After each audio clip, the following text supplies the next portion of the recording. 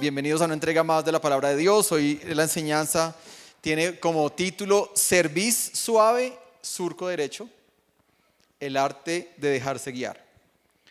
¿Listo? Cerviz, ¿qué es la cerviz? Eso, póngase aquí la mano. Eso, póngase aquí la mano. Cerviz es la nuca. En algunas traducciones de la Biblia de Proverbios 29:1 dice mollera, ¿verdad? Ahora póngale la mano a, si está su esposa, póngale la mano a su esposa. ¿En la nuca? No se la ponga en la cara, ¿no? Eso, muy bien. Esa es la cerviz, ¿verdad? Esa es la cerviz.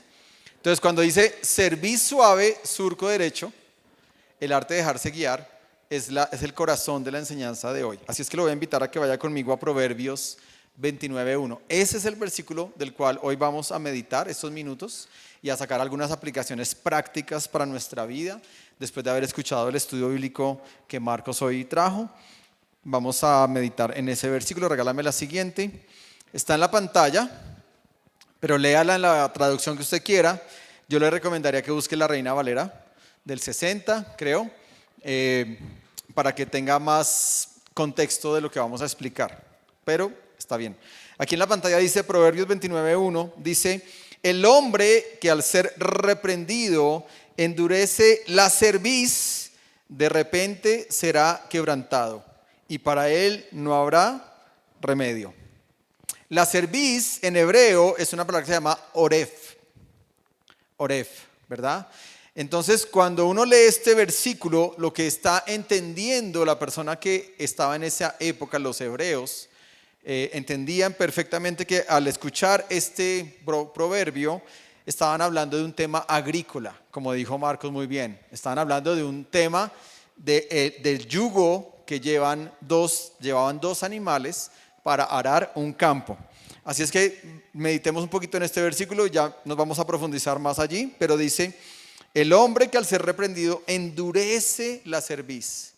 ¿Qué quiere decir eso? Que cuando alguien nos hace una corrección, tenemos dos caminos: tener la cerviz suave o tener la cerviz dura. Tóquese otra vez acá. Y ahora con la mano haga este ejercicio. Trate de bajar la cabeza y empuje para atrás. Empuje para atrás duro. No se deje bajar la cabeza.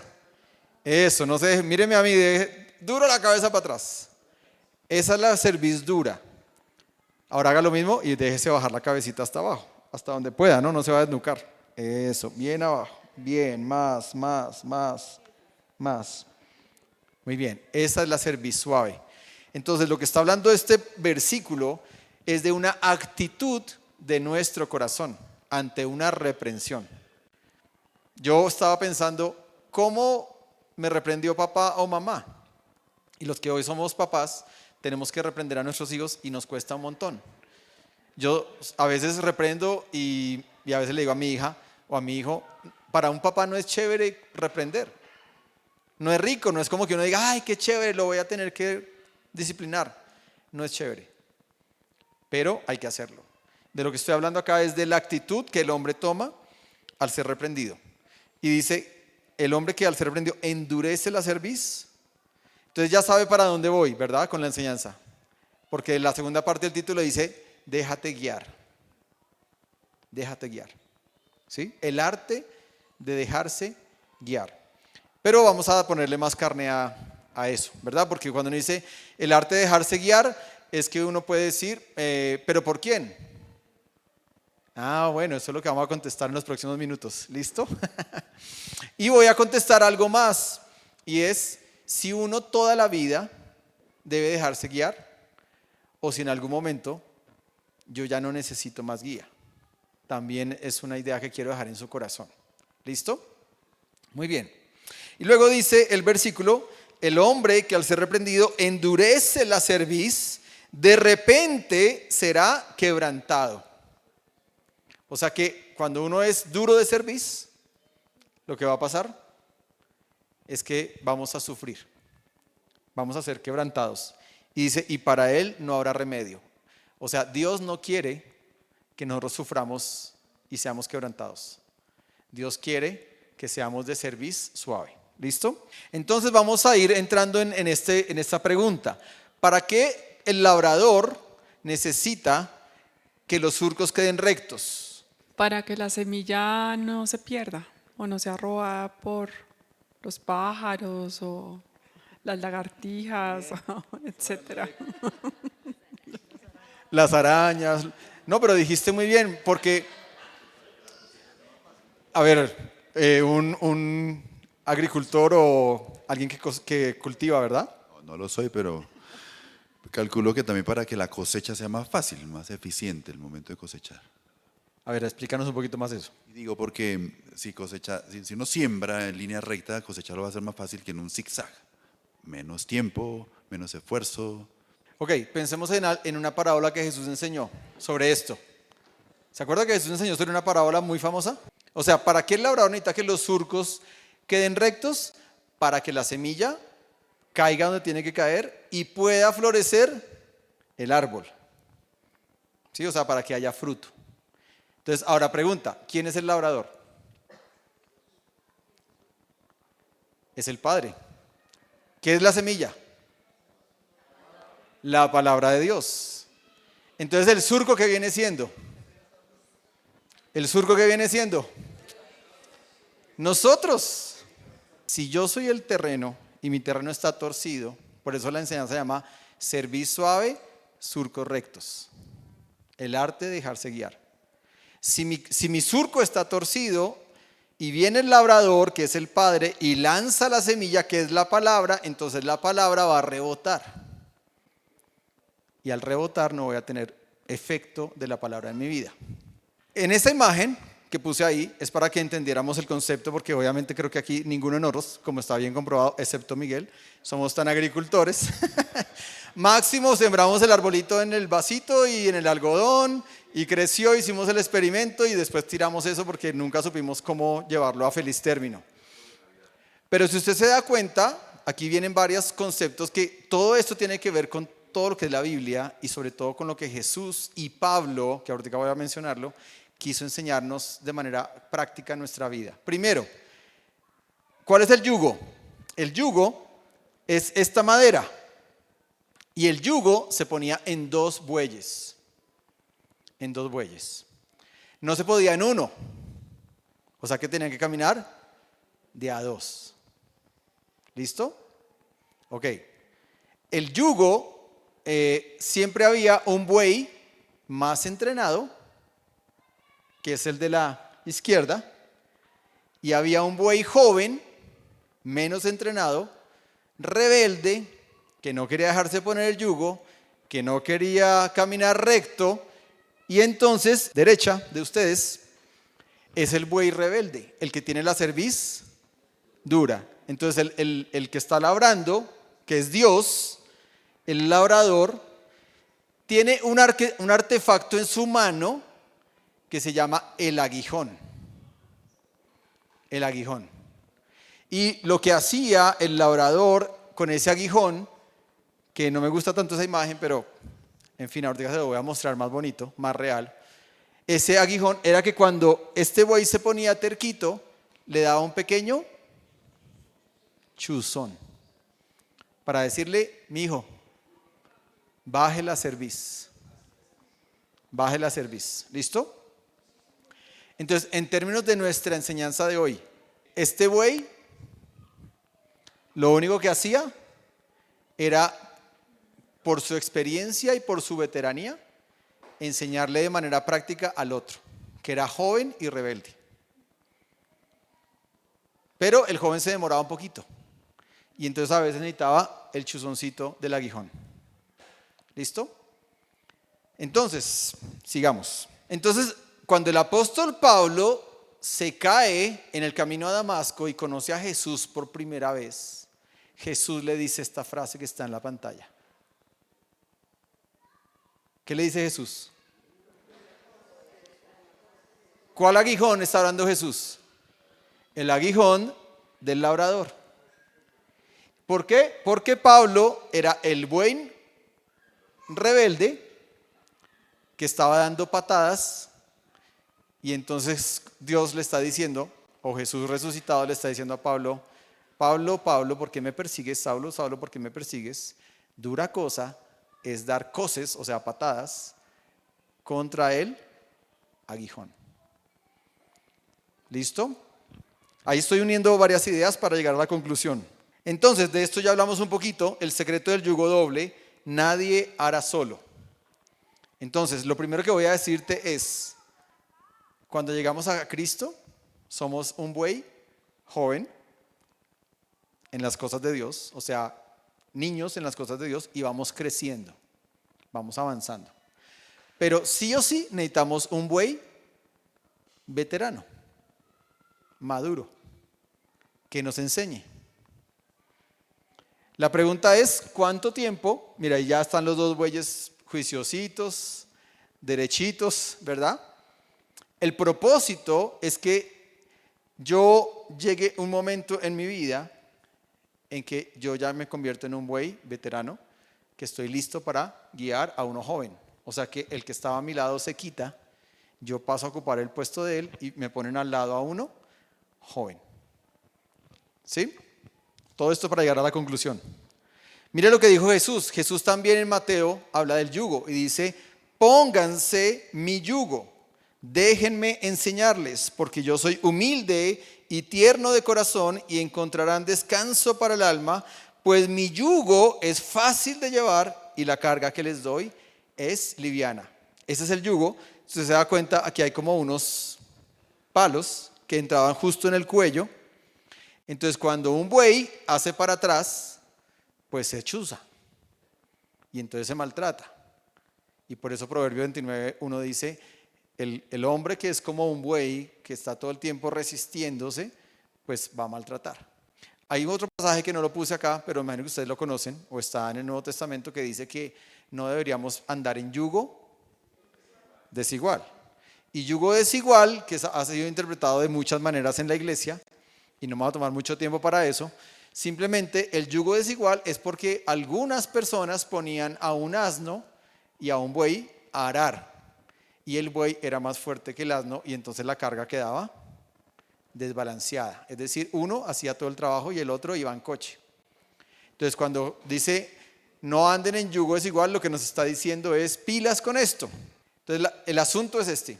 El corazón de la enseñanza de hoy es este.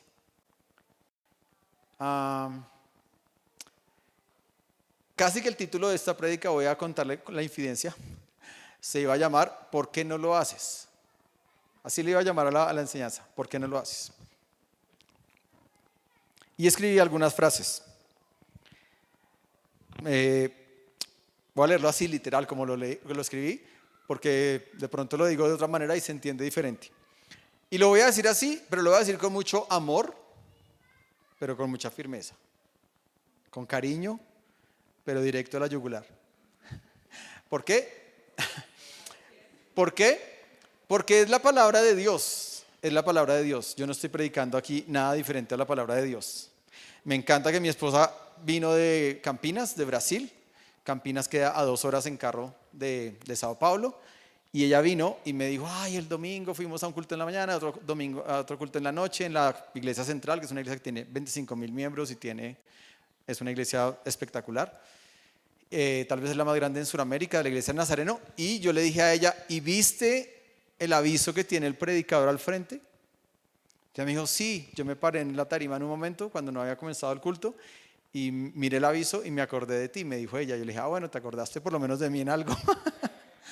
Y me dijo, al frente, esa iglesia tiene un aviso así de grande que dice, prega a palabra. En español, predica la palabra. Porque uno se para acá y puede decir muchas cosas que pueden ser de automotivación, cosas así, ¿no? Coaching, psicología, todo, humanismo. Pero lo que estamos hablando acá es de la palabra de Dios. Así es que aquí va. El corazón de esta enseñanza es muy sencillo. El corazón de la enseñanza es este parrafito que escribí y dice así, no es solo leer la palabra, o sea, la semilla. Sí, estoy hablando de la semilla. No es solo leer la semilla, o sea, no es solo que la semilla caiga en mi terreno, es dejar que la palabra nos dirija en verdad. Es decir, si yo leo la palabra y la palabra de Dios dice,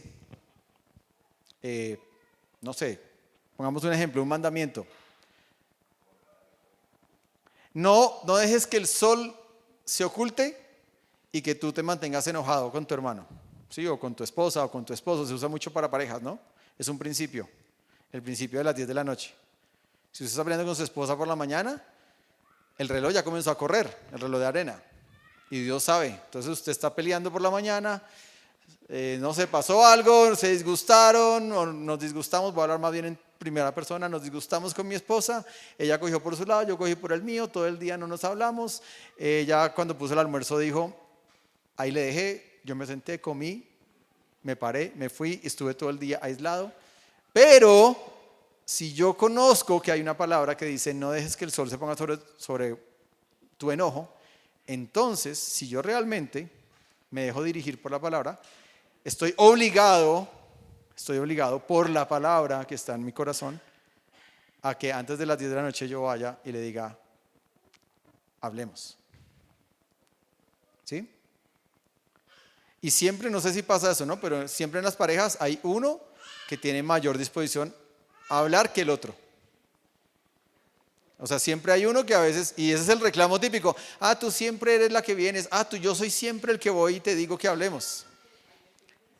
Entonces, cuando pasa eso es porque uno tiene la semilla al lado del surco y el otro sí dejó que la semilla hiciera efecto. Entonces, sigo mi lectura.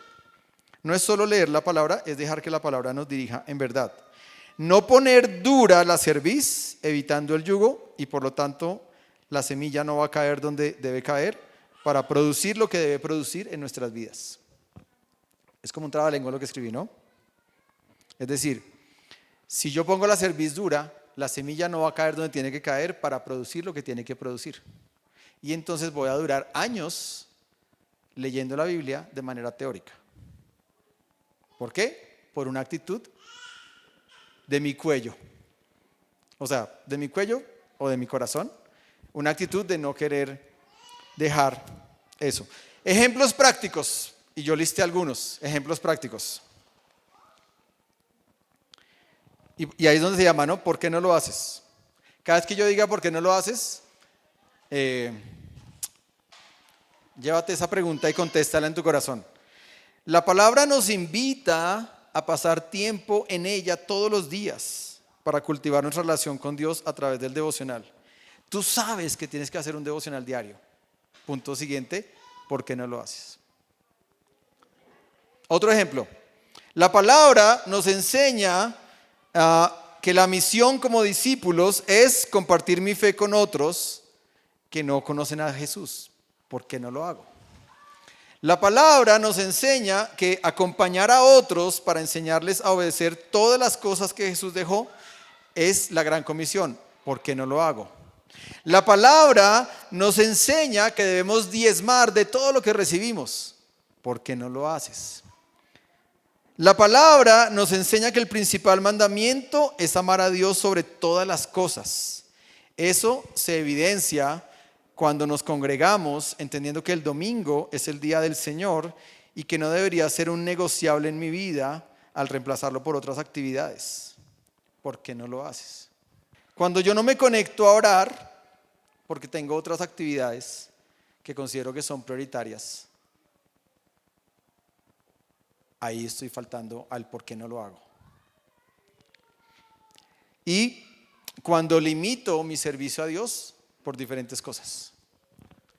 Cuando yo le digo a Dios, voy a servirte, pero mi servicio está limitado a esto y no más, pues para mí, un día Claudio me lo dijo con mucho cariño, eso no es servicio. Porque el servicio no es hacerle un favor a nadie, es a Dios y lo debo hacer con una incondicionalidad total.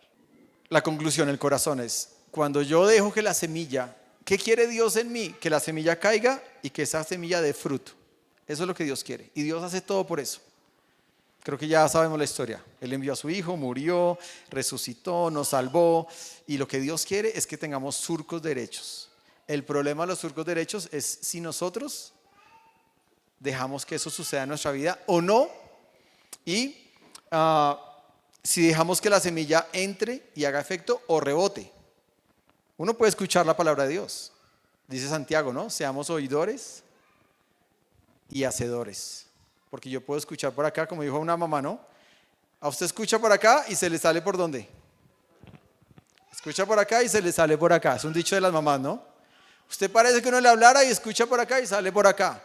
Bueno, con las cosas de Dios a veces somos iguales. Llevamos años escuchando principios que tenemos que vivir, pero dejamos que esos principios como que reboten y tratamos de argumentarnos. Cuando nos argumentamos, para mí es el buey que está poniendo su cerviz dura y está diciendo, yo no me voy a rendir.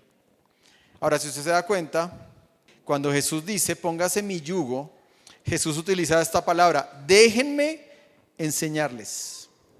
Déjenme enseñarles. Aprendizaje no es adquirir conocimiento. Aprendizaje no es adquirir información. Aprendizaje ni siquiera es aprender habilidades. Aprendizaje es cambio de comportamiento.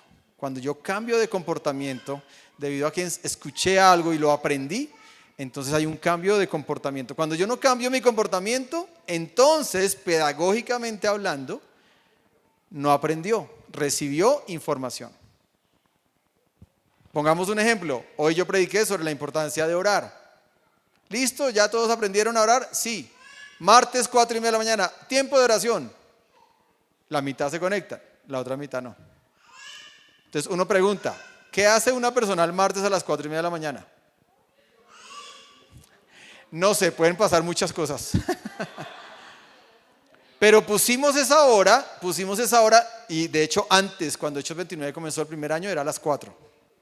O sea que a las 3:50 yo me levantaba los martes a aprender la conexión.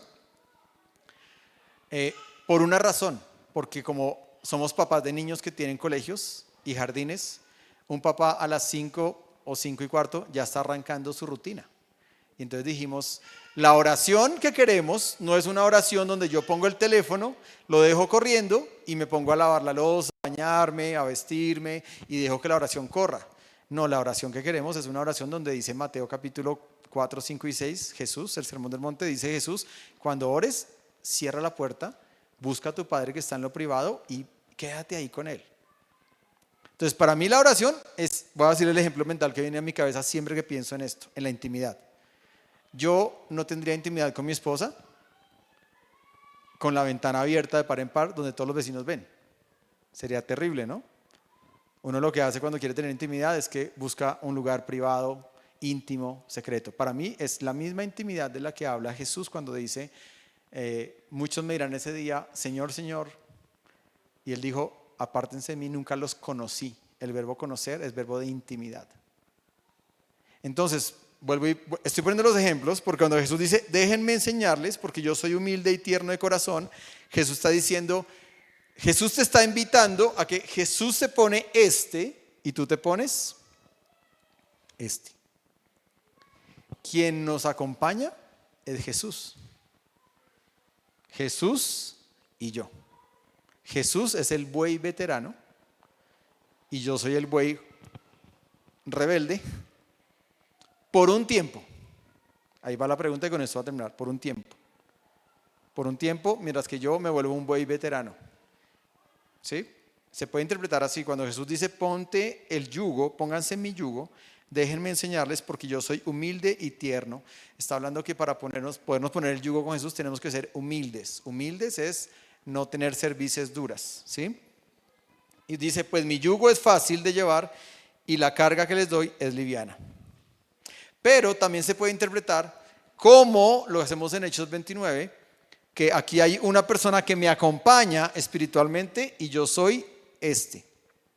Y entonces la persona que me acompaña me dice, José Luis, vamos a caminar juntos y vamos a hacer los surcos rectos en tu vida para que la semilla pueda entrar y pueda haber una cosecha. ¿Cuánto tiempo? ¿Cuánto tiempo debería pasar eso? 3 años, ya algunos saben. Ya algunos contestan con lo que creemos en la iglesia.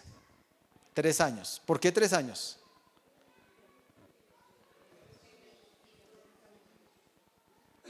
Porque es el tiempo que Jesús caminó con Pedro. Pedro era un buey rebelde. Simón el Celote era un revolucionario que en Chosen ustedes lo ven que todo el tiempo está con su cuchillo listo para a ver a quién hay que chuzar aquí, peleamos y, ¿sí? Pero Jesús se puso el yugo y les dijo, vamos a caminar 3 años hasta que ustedes sean dóciles. Pero después de esos 3 años Jesús se fue. Y Jesús dice en Juan capítulo 17, yo me tengo que ir, porque si yo no me voy, no viene el Espíritu Santo.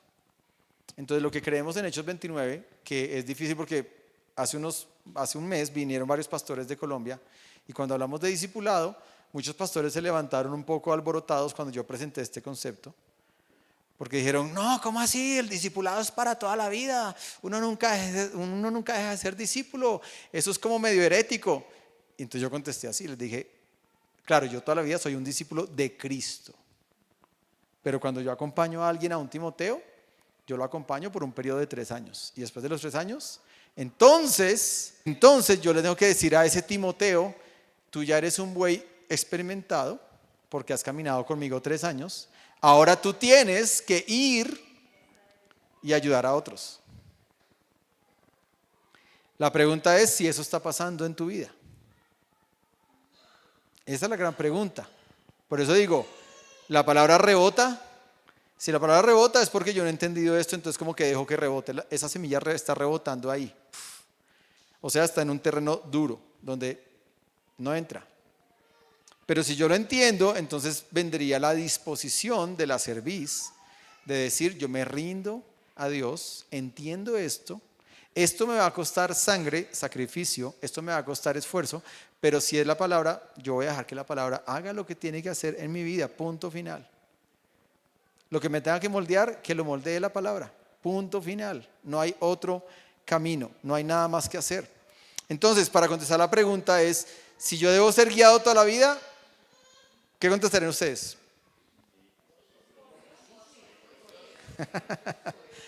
Ya contestaron. Por Dios sí. Por el Espíritu Santo sí. Pero por otra persona, ¿cuánto tiempo? 3 años. 3 años. Después de los 3 años, para mí, hay que ponerle fecha de vencimiento. Perdón que yo soy un poco así, ¿no? Y la verdad, a veces cuando se marca esa línea, sé que hay gente que le gusta, gente que no le gusta, hay gente que dice, no, yo me resisto al proceso. Ok, la palabra sigue rebotando, pero estamos hablando de la palabra de Dios. Son 3 años y yo digo, tengo que volverme un guía. O sea, yo me debo dejar guiar 3 años, pero después de los 3 años tengo que estar listo para guiar a otros. No podría predicar algo diferente, porque eso es lo que Dios, o es lo que Jesús nos encomendó hacer. Hay gente que me dice, yo no estoy listo para guiar a nadie. Entonces yo pregunto, ¿por qué no estás listo? No, es que me falta mucho. Yo le digo, ¿cuánto llevas con Dios? No, llevo 10 años. Bueno, entonces hay que revisar porque esos 10 años algo pasó en tu proceso. Porque Jesús tuvo 3 años y se fue. Y voy a hacer un spoiler importante. El spoiler importante acá es este, ¿no? Anoche estaba hablando con un amigo sobre algunos temas de la palabra. Y ese amigo tiene algunas posturas, porque tal vez ha pasado muchos años en muchas iglesias donde se ha sentido muy adoctrinado, pero adoctrinado mal. Y entonces tiene muchas resistencias a la parte eclesiástica. Entonces yo le dije a ese amigo, mira, uno no tiene, la clave de toda la vida cristiana es la plenitud de la vida en el Espíritu Santo. Cuando yo encuentro al Espíritu Santo en mi vida, todo lo que yo hoy puedo considerar una carga que me pone la iglesia, es que me piden que ore, es que me piden que haga el devocional, es que me piden que evangelice, es que me piden que disipule, es que me piden, todo eso se va al traste cuando uno entiende la plenitud del Espíritu Santo. Y entonces mi motivación es, porque Dios me amó tanto, mi motivación es el amor, no es la obligación. La obligación es un legalismo al que tenemos que cuidarnos de no caer ahí. Pero si mi motivación es el amor, entonces yo entiendo que lo que la palabra diga es lo que yo tengo que hacer, punto final. No porque me obliguen, es porque yo estoy convencido que esa es la palabra de Dios. Es el labrador que está ahí, como si fuera Dios, tratando de decir, José Luis, este es el surco que quiero hacer en tu vida. Déjate. Y entonces yo puedo ponerla a cerviz duro o ponerla a cerviz suave. Devuélveme otra vez a la figura de Proverbios 29:1, es la segunda diapositiva. El hombre que al ser reprendido endurece la cerviz, de repente será quebrantado y para él no habrá remedio. Dios no quiere eso en tu vida. Dios quiere al contrario, que des fruto y un fruto que permanezca. Lo que concluye la enseñanza es, si yo vivo una vida de religiosidad y fanatismo, que no es lo que Dios quiere, o si yo realmente voy a dejar que mi vida sea transformada por el poder del Espíritu Santo que trae la semilla a mi corazón y hace que yo tenga un fruto, y un fruto que permanezca. Ahí está la clave de todo. ¿Quién decide? El corazón humano, porque dice el hombre, que al ser reprendido. Pero de verdad, con mucho cariño, lo que yo los invito es a que piensen que la semilla, que es la palabra, ¿qué tanto efecto ha hecho la palabra en mi vida? ¿Qué tanto efecto? Y ahí es donde yo mido mi crecimiento. Si yo vivo por la palabra, es la palabra, punto final. Si no, pues de pronto estoy viviendo una vida donde yo trato de acomodar con mis argumentos humanos como a Dios en mis argumentos. No, es que yo creo esto, es que yo pienso esto, es que debería ser así, yo lo entiendo así. No, la palabra es la palabra. No hay nada más que hacer, no hay para dónde echar. Quiero que cierres ahí tus ojos y oremos. Te damos gracias, Señor, por tu palabra.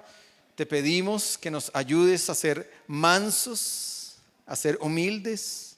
Señor, haz que nuestra cerviz sea suave, porque al final el propósito que tú tienes con nosotros es que haya fruto en nuestra vida, haya transformación, que el surco esté derecho y no que esté torcido a causa de una actitud rebelde o humana o poco entregada a ti, sino que tú quieres un surco derecho, quieres un camino derecho, quieres un fruto, y el final es porque tú quieres vernos siempre creciendo, siempre floreciendo, dando fruto, árboles hermosos, llenos de ti.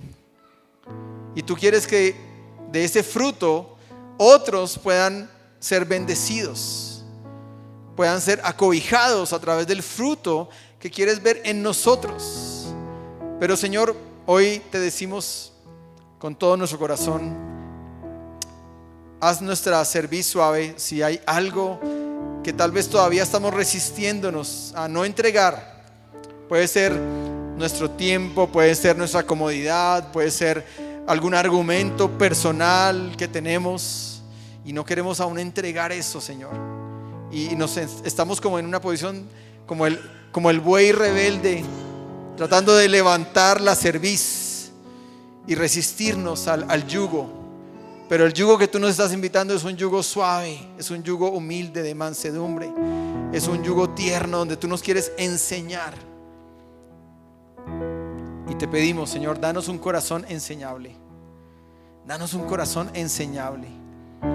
Que nosotros podamos leer tu palabra todos los días y pensar cómo la voy a poner en práctica. Cómo voy a tener aprendizaje real de esa palabra. Cómo voy a dejar que esa semilla realmente dé fruto en mi vida, Señor. Perdónanos cuando hemos leído y tal vez esa semilla ha rebotado en nuestro corazón. Porque tal vez, aunque lo leemos y aunque lo sabemos, no hemos permitido que realmente permee toda nuestra vida. Seguimos con la cerviz alta, resistiéndonos, argumentándonos, excusándonos. Yo te pido, amado Dios, ayúdanos, Espíritu Santo. Pedimos tu ayuda. Tú eres, Espíritu Santo, el amigo, el que nos guía a toda verdad, el que nos enseña todas las cosas. Te pedimos, Espíritu Santo, guía nuestras vidas. Haz que la palabra cobre vida en nosotros, que cuando la leamos produzca un efecto en que nos agachamos y rendimos nuestra voluntad a esa palabra que es la semilla, y te decimos: obra en nosotros, transforma, cambia, Señor. No nos dejes caer en tener una mente cerrada, egocéntrica, humanista, tal vez un corazón hedonista donde queremos sentir la comodidad de la vida, pero muchas veces sacrificamos los principales valores, los principios que tú nos dejas en tu palabra. Habla a nuestro corazón, Espíritu Santo. Utiliza esta palabra y trae revelación a nuestra vida, y que sean principios revelados a nuestro corazón para poderlos poner por obra, para poder que ellos detonen acciones concretas, acciones definidas. Te pedimos, Señor amado, que nos sigas llevando por el camino. Sigue trabajando en nuestro corazón. No te canses con nosotros. Sigue moldeando la vasija de nuestra vida. Sigue perfeccionando. Sigue, Señor amado, poniendo allí tus tesoros en nosotros, aunque seamos vasijas imperfectas. Te pedimos, Señor, que podamos escuchar tu palabra, acatar tu palabra, obedecer tu palabra, siempre porque entendemos que es el amor que nos tienes. Tú quieres vernos floreciendo, tú no quieres vernos sufriendo, tú no quieres vernos tristes, opacados, angustiados, estresados, malhumorados. Tú quieres, al contrario, vernos plenos en ti, Señor.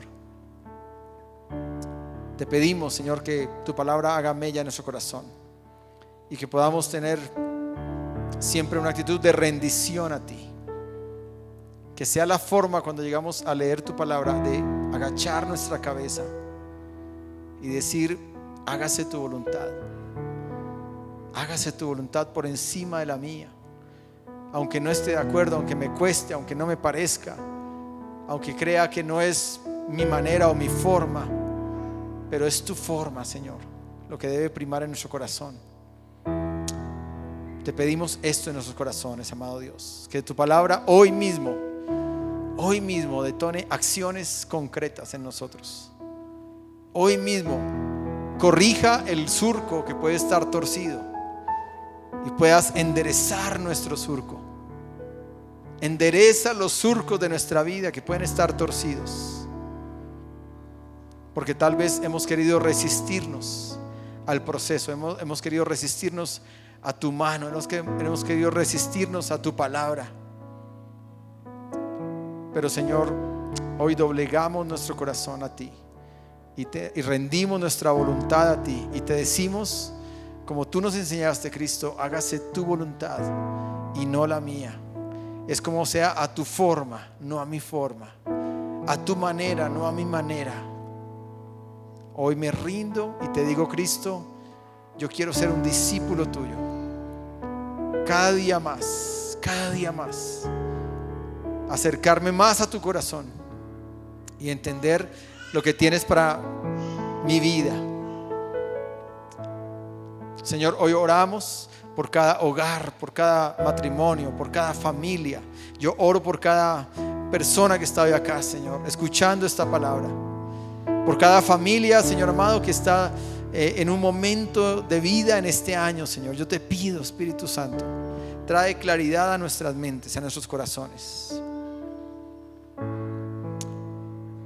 Quiero invitarte a que ores por alguien de los que estamos acá.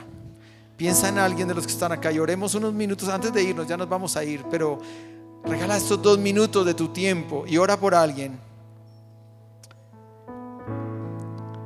Y dice: Señor, oramos unos por otros. Como iglesia, únenos. Ayúdanos a guiar, pero también a ser guiados. Quita cualquier aspereza, tensión, y únenos como una familia, Señor, y que podamos desarrollar relaciones significativas en la iglesia. Oramos por el prójimo, que tu palabra dice que debemos amar al prójimo como a nosotros mismos. Hoy oramos por el prójimo, Señor. Hoy oramos por su casa, por su hogar, por su matrimonio. Oramos por su alacena, Señor amado, por las finanzas de cada hogar. Oramos, Señor, unos por otros. Pedimos tu bendición, pedimos que abras puertas de bendición, pedimos sanidad física. Si hay dolencia, si hay malestar, hoy oramos y pedimos, Señor amado, tu toque divino. Te damos gracias porque la iglesia es tu cuerpo, Cristo, y nos has puesto para poder ser luz en el mundo. Oramos por el prójimo. Oramos, Señor, por aquellos que en próximos días van a empezar a recorrer el camino de la fe. Oramos por ellos, Señor. Oramos por sus vidas, por sus corazones, oramos por sus realidades. Te damos gracias porque sabemos que tú tienes planes especiales con cada una de esas personas, que puede ser un hombre, de una mujer, de un hombre, de un joven. Pero Señor, tú tienes un plan. Oramos por ellos. Haz tu voluntad, Señor. Utilízanos, que podamos ser tu iglesia, embajadores de tu reino en el mundo donde nos has puesto. Te lo pedimos, amado Dios. Oramos y te entregamos esta semana que comienza, en el nombre del Padre y del Hijo y del Espíritu Santo. Amén. Amén. Dios los bendiga a todos.